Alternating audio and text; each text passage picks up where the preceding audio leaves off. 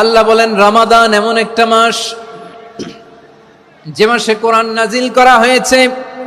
আর এই কোরআন হচ্ছে বিশ্ব মানবের জন্য পথ নির্দেশিকা, হেদায়েতের সুস্পষ্ট বর্ণনা এবং সত্য মিথ্যা পৃথক করার আসমানি মানদণ্ড রূপে জামিনে আমাদের জন্য কোরআন নাজিল করেছে কে? আওয়াজ করে বলেন তো, আল্লাহর নাজিল করা এই কোরআনে কোনো ভুল আছে? সবাই বলেন নাই। সবাই বললে এতটুকু আওয়াজ হয় আমি বিশ্বাস করি না।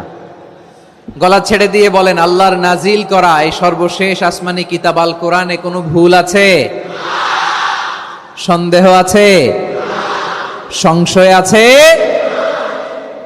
বিয়ন্ডলেস, বাউন্ডলেস, বটমলেস এমন কিতাব যেটা পড়ে গবেষণা করে এর তথ্য উপাত্ত ইনফরমেশন লেসন নিয়ে শেষ করা যায় না। সুবহানাল্লাহ।